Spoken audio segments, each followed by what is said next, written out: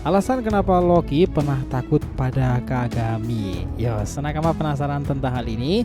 Melanjutkan apa yang terjadi sebelumnya ya, bagaimana Loki diikat itu, ternyata ada gambaran yang mana Sang sebelumnya dianggap berjasa dan hero dalam negeri Elbaf loh. Semuanya terhubung pada Loki. Sementara itu di keadaan dunia baru sendiri kita telah diperlihatkan beberapa ras-ras penting sudah bermunculan.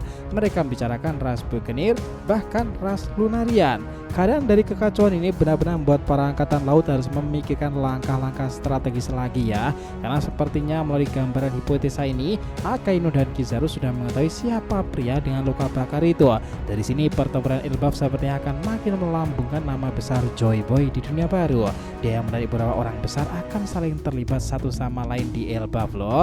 Yes, ini menarik. Selamat datang teman-teman. Kita bahas alur prediksi ini ya dengan mimin di sini Joy Boy The Library of Nika. Let's go, kita mulai.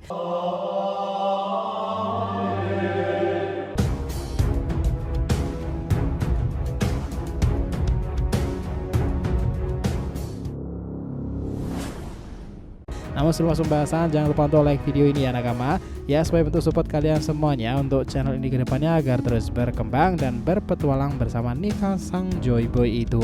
Nah, jika sudah, terima kasih banyak dan mari kita mulai petualangannya.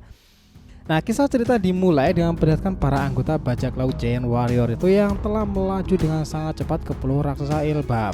Mereka telah menghentikan pencarian Luffy dan yang lainnya karena menurut beberapa saran seperti Franky dan juga Jinbe, usaha itu akan membuahkan hasil nihil. Sementara itu para raksasa langsung melanjutkan perjalanan sekarang itu juga. Di tengah-tengah perjalanan itu mereka memperhatikan kondisi Kuma yang sangat memprihatinkan sekarang ini. Beberapa dari mereka itu menanyakan apa yang sebenarnya terjadi pada Kuma hingga dia mengalami kondisi seperti itu. Apakah ini semuanya karena pertempuran di Egate atau karena apa? Bonnie lalu menjawab, memang sudah terjadi banyak hal kepada ayahku itu. Dia diperbudak oleh para kaum naga langit di Marijoa sendiri. Kondisi Kuma memang telah banyak berubah. Luka-luka seperti ini memang harus cepat ditangani ya. Namun Bonnie merasa bahagia akhirnya dia bisa berkumpul dengan keluarganya lagi. Well, apa Kuma pada akhirnya masih bisa dipulihkan ya? Salah satu dari raksasa di sini tuh menyadari bahwa Kuma ini berasal dari ras Buccaneer. Mereka lalu berkata bahwa memiliki hubungan baik dengan kerajaan Elbaf loh.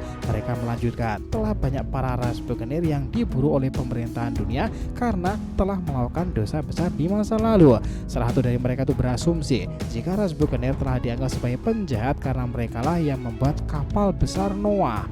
Mereka melakukan itu atas perintah dari Joy Boy di masa lalu. Oleh karena itu pemerintah itu memusuhi mereka dan diburu di sepanjang zaman. Namun hal itu hanya terjadi kepada para ras Buccaneer yang hidup di luar Elbaf. Sementara mereka yang tinggal di Elbaf tetap saja aman karena pemerintahan dunia tak bisa sembarangan datang dan masuk mengobrak-abrik Elbaf dengan mudahnya. Bonnie terlihat sangat semangat. Wow, berarti di negeri itu ada banyak saudara ayah ya.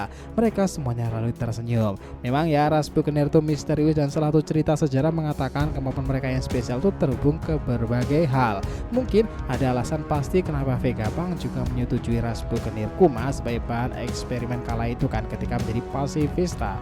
Nah, selain itu Vegapunk Lilith juga sudah antusias sekali bertemu dengan Jaguar di Saul.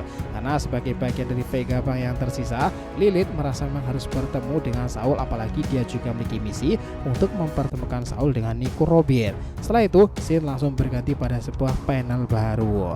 Di dunia baru sendiri, beberapa anggota Superpol menemukan lokasi tempat persembunyian tidak disengaja ya. Itu ada di sebuah balik perbukitan yang lembab itu. Ternyata di sana ras Lunarian itu tersisa mereka muncul. Mereka bahkan tak menyangka sama sekali bahwa Lunarian masih ada selain King itu sendiri. Mereka harus cepat-cepat melaporkan kepada pihak tertinggi. Tetapi tak berselang lama beberapa anggota ras Lunarian lain itu sudah mengetahui mereka datang ya. Nah, di sini para agen tersebut langsung dilenyapkan dengan mudah. Mereka para ras Lunarian berkata, semakin dekat saja waktu kita untuk bergerak teman-teman.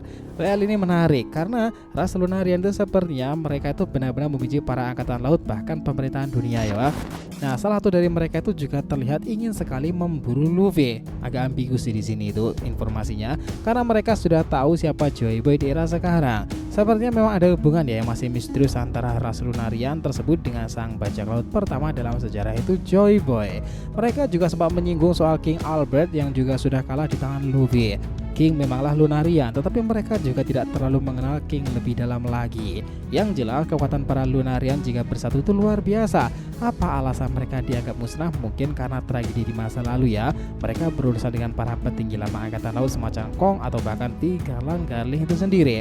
Karena memang mereka mewaspadai pergerakan para veteran angkatan laut itu sendiri ya. Nah, Lunarian memanglah menarik dan Seraphim juga terinspirasi dengan ras mereka.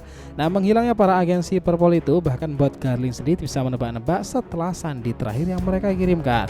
Jika ras Lunarian itu beneran sedang menyembunyikan sesuatu sekarang ini dan mereka memang masih ada. Garling kemudian langsung membahasnya dengan para anggota Gurusi lain dan mereka berkata, ras Lunarian memang tidak bisa untuk dibiarkan, apalagi dengan kemampuan dan potensi besar mereka itu. Sangat gawat jika mereka kembali mendeklarasikan perang melawan kita. Ditambah mungkin ini semuanya berhubungan dengan kebangkitan buah iblis yang berjiwa Nika Sang Joy Boy itu kan. Sementara itu, Shin berpindah lagi ke markas pusat angkatan laut. Para admiral sudah pada berdatangan dan berada di samping Akainu. Rokugyu sudah ada di sana dan Kizaru juga sudah datang. Hanya Fujitora yang tidak kelihatan entah di mana. Mereka lalu memberikan informasi baru kepadanya. Salah satu dari wakil admiral memberikan kabar jika di baru itu beberapa Yonko dan orang-orang besar sudah pada mulai bergerak. Mereka membicarakan kelompok Yonko dari mulai Bagi, Kurohige, Luffy dan juga Kagami. Semuanya serasa sulit diatasi sekarang ini karena membawa pada beberapa hal-hal besar dan sangat sulit untuk diatasi. Mereka berkata kelompok Luffy lah yang harus segera untuk diatasi karena mereka juga berada di Elbaf kan. Di pulau itu pasti mengundang berapa banyak bajak laut besar yang akan segera datang dan informasi yang tersembunyi. Kizaru di sini masih diam merespon apa yang dikatakan oleh Akainu ya. Dia itu sebenarnya masih sedih dan merasa bersalah tentang kejadian Egghead. Dia menganggap bahwa Luffy dan para kru malah sudah berusaha menyelamatkan Vegapunk, sementara dia itu malah melenyapkan karena sebuah perintah atasan. Padahal Vegapunk adalah temannya. Akainu berkata, ada apa Brusalino? Kita harus fokus sekarang ini kan? Nah, Kizaru kemudian menjawab, ya dia sudah bergerak. Akainu kemudian sebat dulu nih dan berkata lirih dengan santai, ya tak kusangka pria dengan luka bakar itu akan muncul sekali lagi. Siapa sangka aku memimpin di era yang benar-benar kacau sekarang ini Brusalino yo. Angin berembus cukup kencang dan panel langsung berganti ke negeri Elbaf. Di sana kita melihat tempat di mana Luffy dan Loki yang bertemu itu. Luffy mulai berkata lagi, apakah Loki dirantai itu karena misinya untuk mulai menghancurkan dunia itu, atau malah sudah pernah mencobanya? Nah, kurang lebih mungkin pertanyaan seperti itu. Dia menjawab, memang itu salah satu alasan, tetapi ada yang lain pula. Ini semuanya karena perbuatan karena menghabisi Raja Elbaf sendiri. Dia Loki merebut buah iblis tersebut. Luffy kemudian bertanya lagi, mengapa matamu itu penuh dengan perban? Loki hanya tersenyum dan berkata, entahlah, mungkin karena suatu hal besar. Di adegan penggambaran ini, Luffy sendiri itu memang sangat penasaran tentang hal itu ya. Dia tanpa pikir panjang segera memanjangkan tangannya itu dan membuka perban tersebut. Loki mendadak kaget dengan reaksi Luffy itu dan Luffy sendiri juga kaget di sana.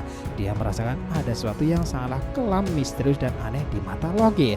Karena ingin memberitahu Loki akhirnya dilepaskan perbannya itu dan memang sempat diperlihatkan sedikit momen kilas balik masa lalu, dimana pada kala itu pertama kali Loki sendiri ingat betul dia itu berhadapan dengan seorang pemuda rambut merah yang mengagumkan, Akagami no Sang. Saat itu bajak laut rambut merah itu ternyata singgah ke Pulau Elbaf beberapa waktu, namun karena dia melihat Pulau Elbaf berantakan dan para raksasa rekannya mengalami momen sulit ketika berurusan dengan Loki kala itu, Sang memutuskan diri untuk ikut terlibat. Di sana memang para kru itu sempat menahannya agar tidak ikut campur masalah ini. Namun Sang tak ingin pulau itu dan rekannya hancur. Dia meledakkan geledek Supreme Haki luar biasa hebatnya. Getaran itu membuat raksasa Elbaf pada ngilu melihat betapa mengerikannya si rambut merah dan beberapa dari mereka pingsan. Loki akhirnya tumbang di tangan Sang dan tak menyangka dia yang terjatuh itu kemudian para raksasa merantainya. Sejak saat itu Sang lalu dihormati di pulau tersebut dan meletakkan teritorial dalam perlindungannya. Nah, setelah Loki ditahan, Sang akhirnya diberitahu kenapa Loki itu berulah. Ternyata itu semuanya berkaitan dengan buah iblis. Sang akhirnya menjadi salah satu orang yang paham buah iblis legenda apa yang dimakan oleh Loki. Tetapi itu memang sama mengerikannya dengan Hitomi Nika. Dia kemudian berkata, jangan sampai Loki itu terlepas lagi ketika usianya bertambah pula. Karena jika sampai kejadian pulau ini bisa hancur karena kekuatannya. Mulai dari saat itu, Sang akan mampir beberapa waktu seiring perjalanannya ke depan untuk melihat kondisi Elbaf dan juga teman-temannya serta Loki sendiri. Itulah kenapa ya beberapa waktu ke belakang itu mungkin Sang tuh sempat muncul di Elbaf itu ternyata untuk hal itu. Sampai dia juga mengajukan kelompok bajak laut Eustace Kapten Kid kan. Yo, sini sungguh cerita yang mind blowing banget sih alur prediksinya. Jadi itulah tadi pembahasan kita mengenai Loki yang sempat takut dengan Akagami Sang ketika dahulu ya, dimana sejarah masa lalu itu tercatat di negeri raksasa Elbaf itu sendiri. Jadi terima kasih banyak ya telah menonton cerita ini sampai akhir. Jika kalian punya pendapat langsung aja komentar di bawah nih dan kita akan usahakan respon. Oke, sampai jumpa di video selanjutnya teman-teman, dan Joy Boy Sang Nika telah kembali ke peradaban One Piece.